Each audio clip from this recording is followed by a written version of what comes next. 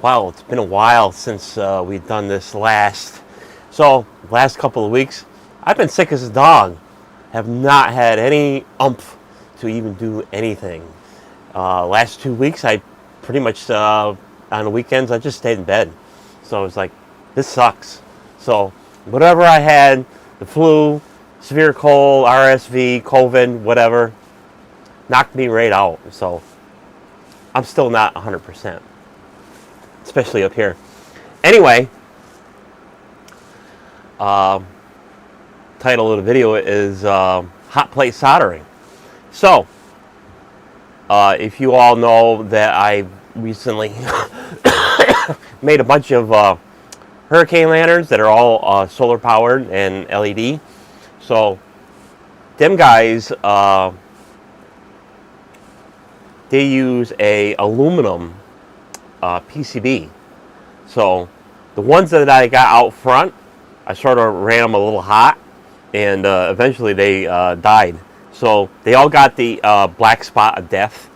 And one morning I looked out the window and see that none of the lights are on, but I could see that the control box is all lit up. So something happened. So I took them down about the same time I took the tree down out front. And if you're wondering, I still do not have all my lights down yet. They're still up, especially on the live tree and the little porch. It's just too cold. And on top of that, me being sick all the time, I mean, it's been going down to like 1 degree below zero. Doesn't get above, 15, 20 degrees. Wind's blowing. I ain't going out there. Screw it. So, but I did manage to get the hurricane lanterns down, and I swapped the spotlights on them. So I actually rewired them, but I wanted to rebuild these in case they burn out again from over voltage or just plain wear it out. But I was running these at the full 4.2 volts. So I should have been running them at 3.4, which is the maximum voltage they can handle. So they burned out. So just for shits and giggles, I wanted to see if I could do this little project with a regular clothes iron. And actually I can, but you got no way to hold it upright, without rigging and stuff like that. So I did manage to actually replace these LEDs with a clothes iron. Of course, the PCB is a little discolored, but that's fine. Did manage it. So I went on the jungle site and actually got a proper tool to actually do this correctly, along with some LEDs to make the project worthwhile. So this is from the jungle site. It's one of them China Pride hot plates. This is 100 by 100, and that's the brand, I guess. I have no idea, but it's a hot plate design, blah blah blah, professional manufacturing, blah blah blah, this that. It's China Pride full. It's the SOIIW. It's a 350 watt hot plate, and I've already had this out of the box so I could burn off the China smell,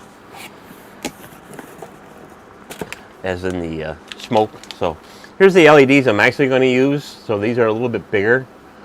These are high CRI and the 5000K. So the CRI is between 92 and 97%.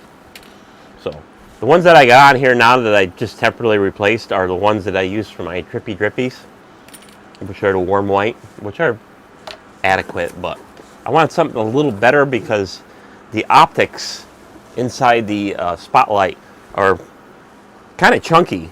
So I wanted a little bit more chunkier LED behind them. So here's the hot plate. Of course, this digital, and there's the 100 by 100 plate. So this gets hot, and then your normal IEC connector and stuff like that. So pretty simple to operate.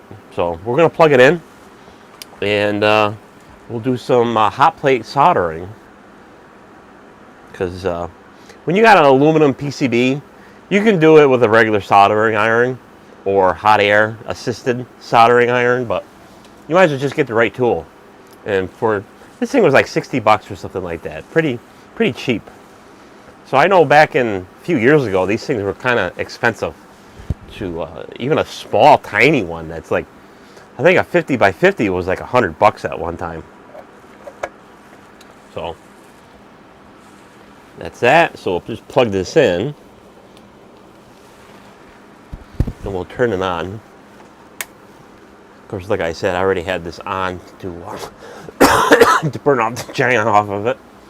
So we're going to set the temperature here to about 200 C. So all push button controls. So we'll set it to 200, which is adequate enough for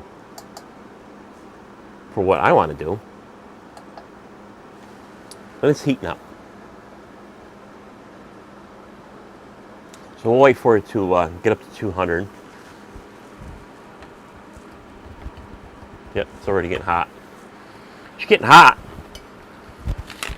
So while I ordered this thing, at the same time I ordered the little LEDs from the Amazon site too. And these are the what are these? 30 by 30s. So they're the square, square type. And these are the high CRI. So they should fit the footprint pretty close to that PCB.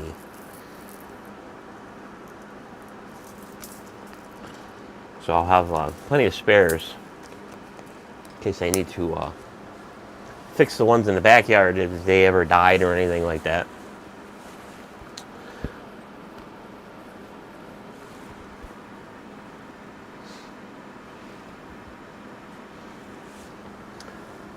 So not much else has been going on other than my illness, and it's winter, and it's actually a snowy winter this year. Ever since January, it's been snowing once or twice a week ever since the start of the year. So there's quite a bit of snow on the ground. Kind of like last time we had a winter like this was about 2019, where just week after week a storm or two or something like that. Not a lot of snow, just nuisance snow out there. Like this morning I was out snow blowing. It was about, I don't know, 4 or 5 inches. They predicted 10. A little underperforming, but whatever. It's enough to, make ice and make everything slippery and everything like that. So went out there for about 45 minutes, got it all the bulk heavy crap away.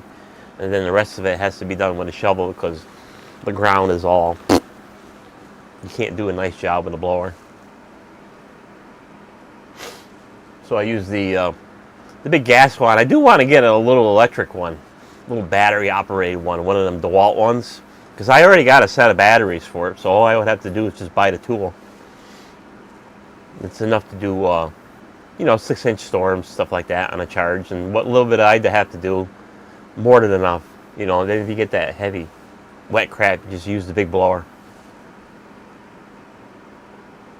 So we're just about up the temperature, so we'll stick that on there and get that heated up, and then switch you over. Of course, you're going to have some glare from the lights, but you have to deal with it. So I know that the internal of the PCB, that's all the positive tracks on this thing. And it shouldn't take, yeah, they're already off. Just a couple of seconds to pluck them off. And then we'll just use some low melt.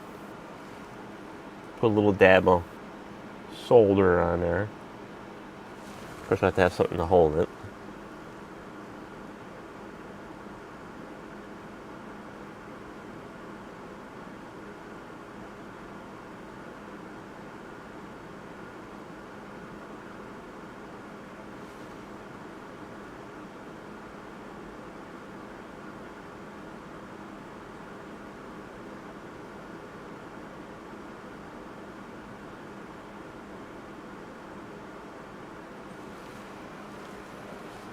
And then we'll put our new little LEDs on.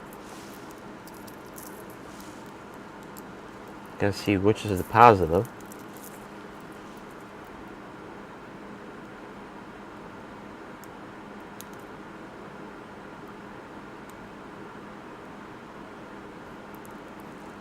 So we need 3.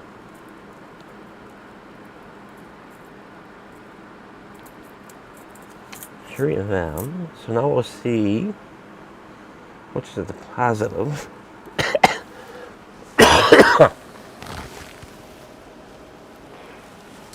Use my little homemade tool here and find out which is the positive.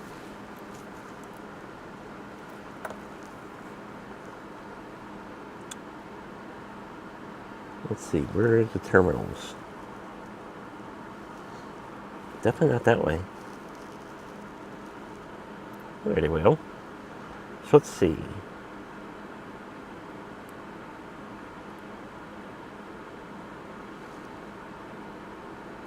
So that's the positive side. So pick it up and flip it over. The little tab is the positive side. Okay. So that's all we got to do is just drop these in. Literally just drop them on.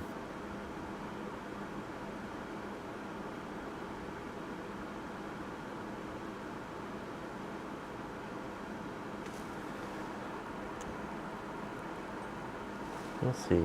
So that's the little side.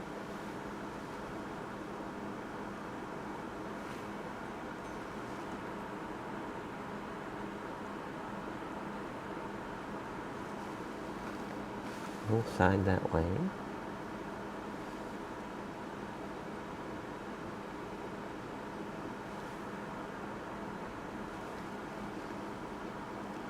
Little side is that way.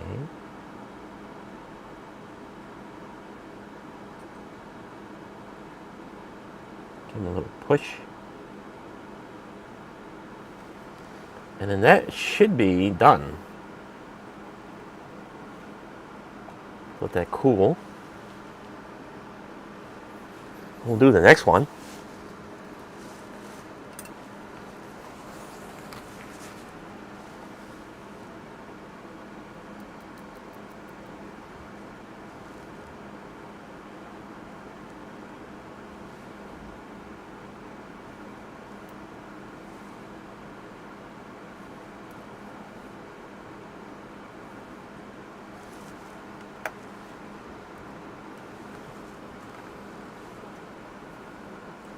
So this little guy will come in handy every once in a while.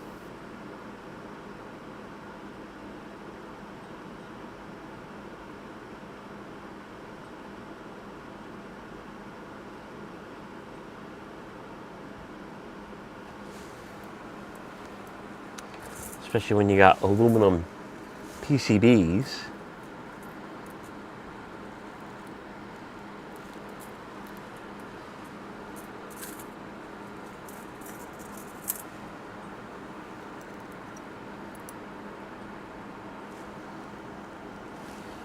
Side that way.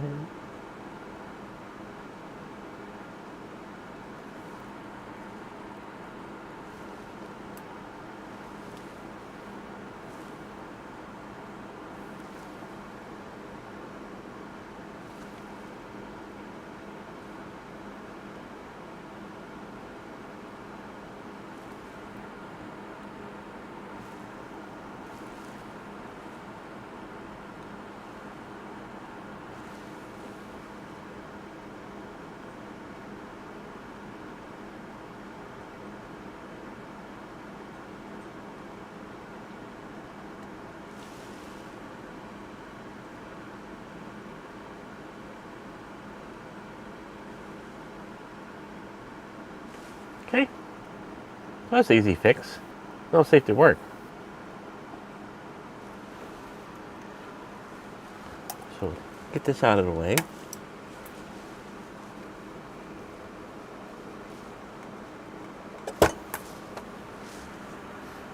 Get him off to the side. He'll take that. It'll take a little while for that thing to cool down.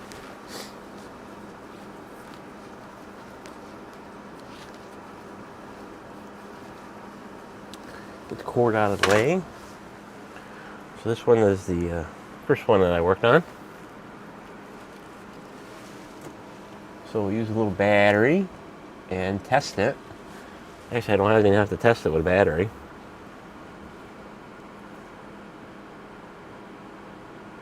So we got electrical connection. Where's my battery? Where are you? There we go.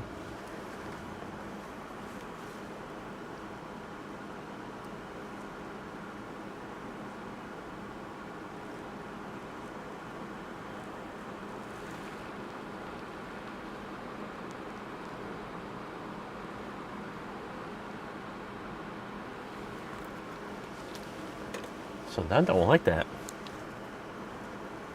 Let's stretch these out close enough. Oh yeah. So there. That works.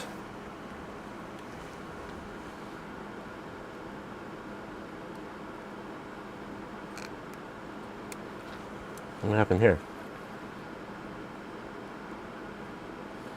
Are they backwards? Probably.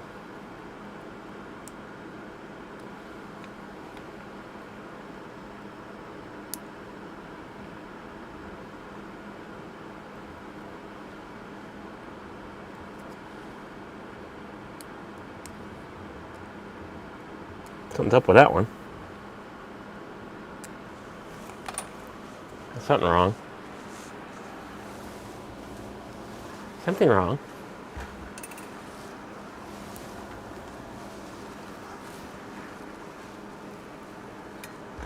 Whoa.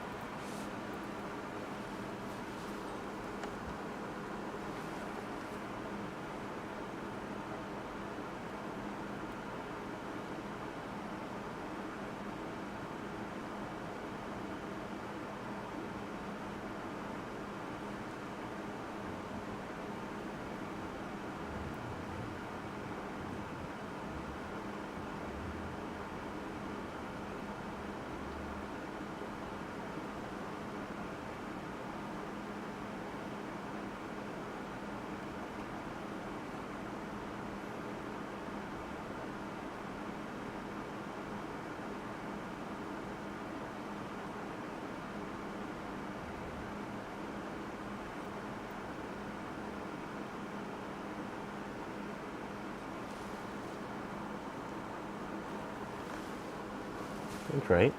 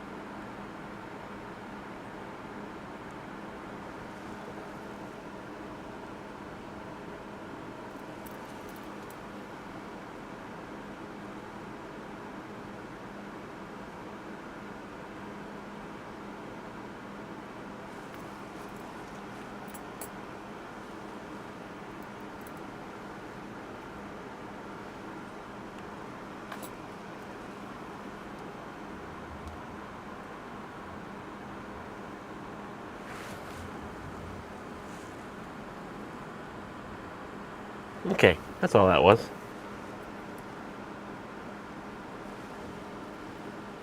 One of them was probably backwards or not quite on there.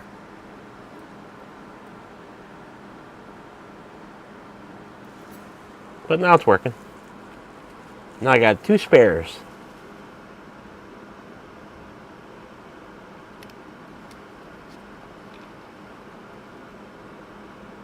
There we go. So it's a nice little easy fix. Now I got 2 spares in case 2 out of the 3 outside decide to die again. And I can just unscrew the lens and do a little remote on-field soldering and just swap out the PCBs and put it back together and call it a day. So that's easy enough to fix these guys. Put that one over there. Of course, I made this little homemade tool for LED testing.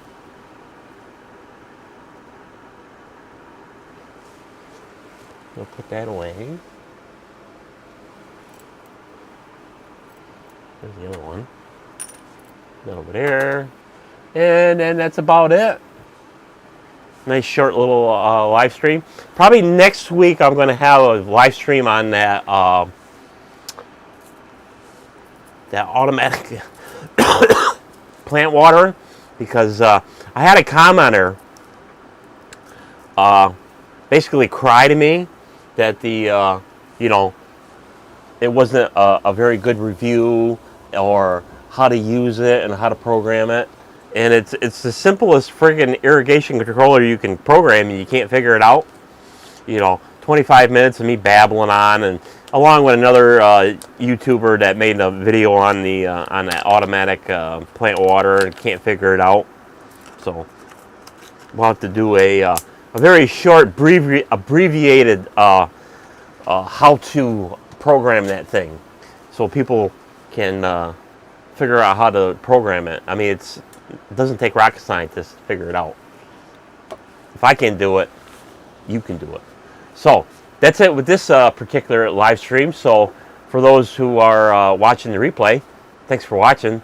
Be sure you click the like and subscribe and notification bell and all that other good crap, and keep the subscriptions going upward instead of going downward.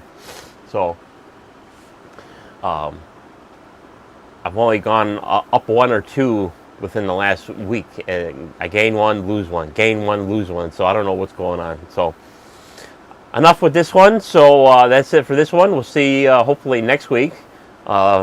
Don't know what the weather is going to do. Probably be another snowstorm for next weekend. So the live stream might be anytime. 7:30, 9:30, 10, 4, whatever.